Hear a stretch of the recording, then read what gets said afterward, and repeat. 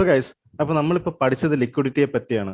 അപ്പോൾ നമ്മൾ ആ പഠിച്ച ലിക്വിഡിറ്റി കൺസെപ്റ്റ്സ് നമ്മൾ എങ്ങനെയാണ് ഇത് ചാർട്ടിൽ കമ്പൈൻ ചെയ്യുക എന്ന് ഞാൻ നിങ്ങൾക്ക് പറഞ്ഞു തരാം. ഓക്കെ, ഇപ്പോൾ നിങ്ങൾ നോക്കുകയാണെങ്കിൽ എൻ്റെ സ്ക്രീനിൽ ഒരു മോക്കപ്പ് നിങ്ങൾക്ക് കാണാം. ഒരു സിനാരിയോ ഞാൻ നിങ്ങൾക്ക് ഇവിടെ കാണിച്ചു തരുന്നുണ്ട് അല്ലേ.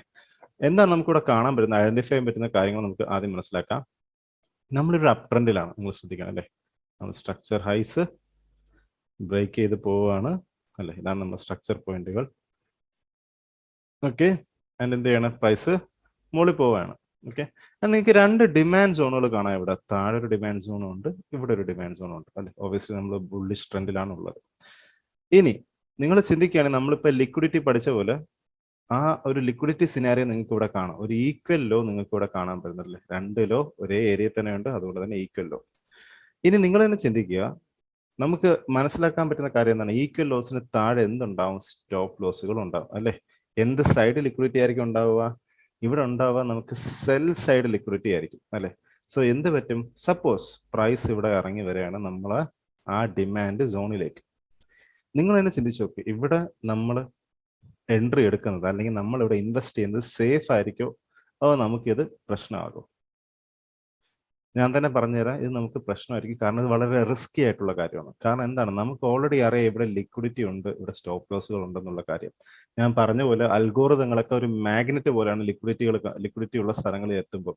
അപ്പൊ എന്ത് ചെയ്യും, ഓക്കെ, ചിലപ്പോൾ നമ്മളിവിടെ ഡം ആയിട്ടുള്ള സ്മാർട്ട് മണിക്കാർ എന്ത് ചെയ്യാൻ തുടങ്ങും, ഡിമാൻഡ് ആണ്, ഓക്കെ ബ്രേക്ക് സിസ്റ്റം ഉണ്ട്, എല്ലാവരും കമ്പൈൻ ചെയ്ത് അവർ എൻട്രി എടുക്കും.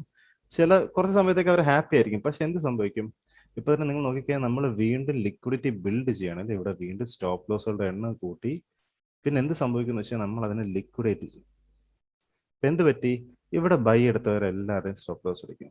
പ്രൈസ് എന്ത് ചെയ്ത് കഴിഞ്ഞിട്ട് കറക്റ്റ് നമ്മളെ അൺമിറ്റിഗേറ്റഡ് ആയിട്ടുള്ള ഡിമാൻഡ് കാണും. ഇങ്ങനെ റെസ്റ്റിംഗ് ആയിട്ടുള്ള ലിക്വിഡിറ്റിക്ക് താഴെയോ മുകളിലോ അവരെന്ത് ചെയ്യും, അത് ടാപ്പ് ചെയ്തിട്ടായിരിക്കും മിക്കവാറും എന്ത് ചെയ്യുക, പ്രൈസ് കണ്ടിന്യൂ ചെയ്യുക.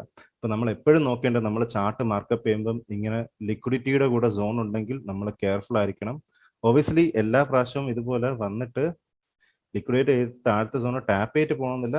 ചില സമയം നമുക്ക് എന്ത് ചെയ്യും, പ്രൈസ് നേരെ വരും.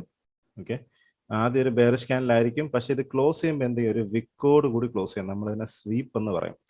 ലിക്വിഡിറ്റി സ്വീപ്പ് ചെയ്യുക എന്നുകൊണ്ട് ഉദ്ദേശിക്കുന്നത് ഈ ലിക്വിഡിറ്റി നമ്മൾ എടുക്കുന്നു, അതായത് അവരുടെ സ്റ്റോപ്പ് ലോസുകൾ നമ്മൾ മനഃപൂർവ്വം അടിക്കും. ഓക്കെ, സോ ഇങ്ങനെ സ്വീപ്പ് വരുന്നെങ്കിൽ നമ്മൾ ഇവിടെ നിന്ന് എൻട്രി നോക്കും.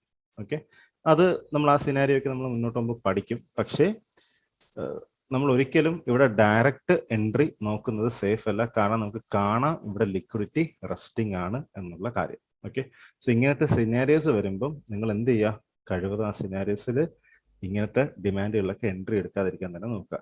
ഓക്കെ, നമുക്കൊരു കാര്യം ചെയ്യാം, ഇതിൻ്റെ എന്തെങ്കിലും എക്സാമ്പിൾ നമുക്ക് എന്ത് ചെയ്യാം, നമുക്ക് ചാർട്ടിലൊന്ന് നോക്കാം. ഓൾറൈറ്റ്,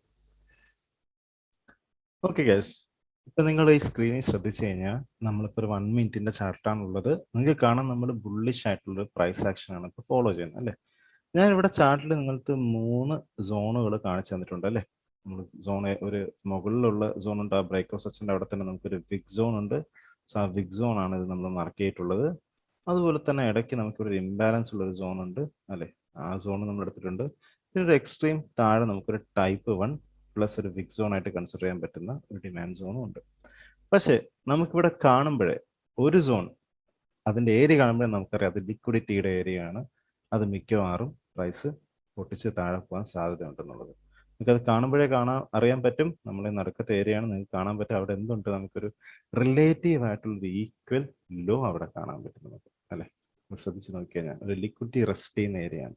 ഇപ്പം നമ്മൾ നേരത്തെ കണ്ട അതേപോലത്തെ ഒരു സിനാരിയാണ് ഇവിടെ ഉള്ളത്. സോ ഈ ഏരിയക്ക് എന്തായിരിക്കും മാക്സിമം സംഭവിക്കാൻ പോകുന്നത്, മിക്കവാറും പ്രൈസ് ഇവിടെ വരുമ്പോൾ നമുക്ക് എന്ത് എക്സ്പെക്ട് ചെയ്യാം, പ്രൈസ് ഇവിടെ വരുമ്പോൾ ഒബ്വിയസ്ലി ചിലപ്പോൾ കുറച്ച് ബൈ ഓർഡേഴ്സ് ഫില്ല് ചെയ്യാം. അത് വരുമ്പോൾ തന്നെ നമുക്ക് വീണ്ടും എന്ത് കിട്ടി, വീണ്ടും നമുക്ക് കിട്ടുന്ന ലിക്വിഡിറ്റിയാണ് ഏകദേശം ഒരു ഈക്വലോ ആയിരിക്കും. അപ്പം ഇങ്ങനെ സംഭവിക്കുകയാണെങ്കിൽ നമുക്ക് ഓൾറെഡി അറിയാം ഈ ഒരു ഏരിയ ലിക്വിഡേറ്റഡ് ആകാനുള്ള സാധ്യത കൂടുതലാണ്. കാരണം എന്തുണ്ട്, താഴോട്ട് ഇംബാലൻസുകളൊക്കെ കിടപ്പുണ്ട്. നമ്മൾ പഠിച്ച കാര്യങ്ങൾ നമുക്ക് കമ്പൈൻ ചെയ്യേണ്ടി വരും. താഴോട്ട് ഇനി ഇറങ്ങാൻ കാരണമുണ്ട്. അപ്പം എന്ത് നമ്മൾ നോക്കേണ്ടി വരും, അത് ലിക്വിഡിറ്റി നമുക്ക് കൺഫേം ചെയ്ത് പറയുകയും കൂടെ ആണെങ്കിൽ നമ്മൾ ഈ സോണിൽ എൻട്രി എടുക്കുന്നതിന് പകരം നമുക്ക് എന്തായിരിക്കും സേഫർ ഓപ്ഷൻ, ആ താഴത്തെ സോൺ ആയിരിക്കും. കാരണം എന്ത് പറ്റുമെന്ന് പറഞ്ഞു കഴിഞ്ഞാൽ ഒബ്വിയസ്ലി ഈ സോൺ എടുക്കുന്നതിൽ തെറ്റൊന്നുമില്ല, പക്ഷെ നമ്മൾ എടുക്കുന്ന എല്ലാ സോണും ഹോൾഡ് ചെയ്യണമൊന്നുമില്ല. Okay, as a matter of fact. Okay, നമ്മൾ എക്സ്പെക്ട് ചെയ്യുന്നില്ല, നമ്മൾ പ്രെഡിക്റ്റ് ചെയ്യുന്നില്ല, നമ്മൾ റിയാക്ട് ചെയ്യുള്ളൂ. സോ നമുക്ക് നോക്കാം എന്ത് സംഭവിക്കുന്നുള്ളത്. ഓക്കെ, ഒബിയസ്ലി ഈ സോണിൽ റിയാക്ഷൻ തന്നിരുന്നു പ്രൈസ് ആൻഡ് ഇറ്റ് ബ്രോക്ക്. അപ്പൊ ഈ സോണിന്റെ കാര്യത്തിൽ തീരുമാനം ഓൾറെഡി ആയി. ഓക്കെ, ശരി. ഇനി നമുക്ക് ഈ രണ്ടാമത്തെ സോൺ നമുക്ക് നോക്കാം എന്താണ് സംഭവിക്കുന്നത്. പ്രൈസ് വന്നു, നിങ്ങൾ ശ്രദ്ധിച്ചാൽ റിയാക്ട് ചെയ്തു. അവിടെ നിങ്ങൾക്ക് ആ ക്യാൻഡിൽ കാണാൻ പറ്റിയ റിയാക്ഷൻ ഉണ്ടായിരുന്നു അല്ലേ. പിന്നെ നമുക്ക് നോക്കാം എന്ത് പറ്റിയെന്ന്. ബ്രേക്ക് നിങ്ങൾ നോക്കിക്കഴിഞ്ഞാൽ അവിടെ അത് നിൽക്കാൻ പോലും കൂട്ടിയില്ല. നേരെ എവിടെയാണ് വന്ന ആ ലിക്വിഡിറ്റിയുടെ താഴെയാണ് വന്നത്. നിങ്ങൾക്ക് ആ വിക്ക് ശ്രദ്ധിക്കാം അല്ലേ. എവിടെ വന്നു? നമ്മൾ ഈ വിക്കിന്റെ താഴെ വരെ വന്നു. എന്തുകൊണ്ടാണ് വന്നത്? കാരണം ഇവിടെ എല്ലാം എന്ത് സ്റ്റോപ്പ് ലോസുകളുണ്ട് അല്ലേ ആൾക്കാരുടെ. ആ സ്റ്റോപ്പ് ലോസ് എന്തായിട്ട് ഉപയോഗിക്കാൻ പറ്റും? ഒരു പെട്രോൾ പോലെ ഉപയോഗിക്കാൻ പറ്റും അടുത്ത ഓർഡേഴ്സ് ഫില്ല് ചെയ്യുമ്പോൾ അല്ലേ. ഇത് നിങ്ങൾ ശ്രദ്ധിച്ചു കഴിഞ്ഞാൽ നമുക്ക് നോക്കാം എന്തായിരിക്കും കഴിഞ്ഞിട്ട് പ്രൈസ് ചെയ്യുന്നത്. ഓബിയസ്ലി സോ ഈ ഡിമാൻഡിന്റെ തീരുമാനമായി നമ്മൾ എപ്പോഴും ബുള്ളിഷ് ആണ്. ഓക്കെ, ഇത് എന്തുകൊണ്ട് ലിക്വിഡേറ്റ് ആയെന്ന് നമുക്ക് മനസ്സിലായി. കാരണം ലിക്വിഡിറ്റി റെസ്റ്റിംഗ് ആയിരുന്നു. ആൻഡ് ഫൈനലി പ്രൈസ് എന്ത് ചെയ്തു നിങ്ങൾക്ക് മനസ്സിലാക്കാം. എവിടെ വന്നിട്ടാണ് നമ്മൾ ബൈ ഓർഡേഴ്സ് ഫില്ല് ചെയ്തത്? നമ്മൾ എക്സാക്ട്ലി എക്സ്ട്രീം ആയിട്ടുള്ള, എക്സ്ട്രീം എന്ന് വിളിക്കാൻ കാരണം എന്താണ്? ഇതാണ് ഏറ്റവും താഴെ കിടക്കുന്ന അല്ലെ ഈ പ്രൈസ് ആക്ഷനിലെ ഏറ്റവും എക്സ്ട്രീം സോൺ, ഡിമാൻഡ് സോൺ ആണ് അത്. ഓക്കെ, എക്സ്ട്രീം സപ്ലൈ എന്ന് പറയുമ്പോൾ നേരെ തിരിച്ചായിരിക്കും. ഏറ്റവും മുകളിലുള്ള സപ്ലൈ സോൺ ആയിരിക്കും എക്സ്ട്രീം സോൺ എന്ന് വിളിക്കുക. ഇത് ഏറ്റവും താഴെയുള്ള ഡിമാൻഡ് സോൺ ആണ് ആ പ്രൈസ് ആക്ഷൻ. അതാണ് എക്സ്ട്രീം ഡിമാൻഡ് സോൺ എന്ന് പറയാം. ഓക്കെ, സോ എനിവേസ് ഇത് കഴിഞ്ഞിട്ട് നമുക്ക് നോക്കാം എന്ത് സംഭവിച്ചു. പ്രൈസ് നല്ല രീതിക്ക് എന്ത് ചെയ്തു? നേരെ മുകളിലോട്ട് ഡെലിവറി ചെയ്തു വീണ്ടും അല്ലെ, കാണാൻ പറ്റും. അപ്പം ഈ ലിക്വിഡിറ്റി റെസ്റ്റ് ചെയ്യുന്ന നിങ്ങൾ നോക്കേണ്ടി വരും നമ്മൾ സോൺസ് വരയ്ക്കുമ്പോൾ, അത് ഏത് ടൈം ഫ്രെയിമിലാണെങ്കിലും. ഓക്കെ, സോ ഗൈസ് ഇത് നിങ്ങൾ മനസ്സിലാക്കിയെന്ന് വിശ്വസിക്കുന്നു. ഞാൻ വേറൊരു എക്സാമ്പിളുമായിട്ട് അടുത്ത വീഡിയോയിൽ